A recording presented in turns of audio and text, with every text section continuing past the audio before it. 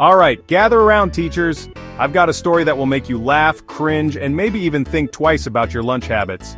You won't believe this spicy tale from the teacher's lounge. It's a classic case of lunchroom justice served hot. So, picture this.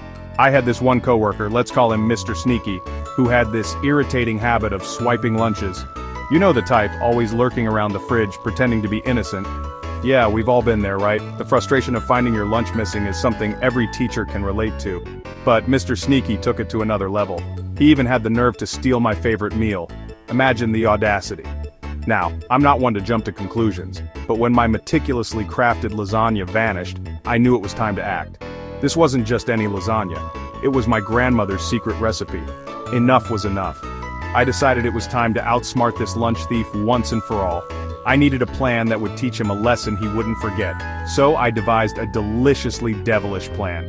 It was time to bring out the big guns, or in this case, the hot peppers. Enter my special recipe for spicy chili. This wasn't just any chili, it was a concoction designed to set taste buds on fire. And when I say spicy, I mean it was hotter than a July afternoon in the Sahara Desert. I wanted to make sure Mr. Sneaky got the message loud and clear. I spent the evening before prepping, adding not one but 3 different types of hot peppers, each one more fiery than the last. I'm talking jalapenos, habaneros, and a touch of ghost pepper, just for that extra kick. It was a symphony of spice. The next morning I proudly placed my innocent-looking lunch in the fridge. It was a ticking time bomb of heat just waiting to be discovered. Sure enough, lunchtime rolls around, and I head to the lounge with a smile anticipating the show. I could hardly contain my excitement.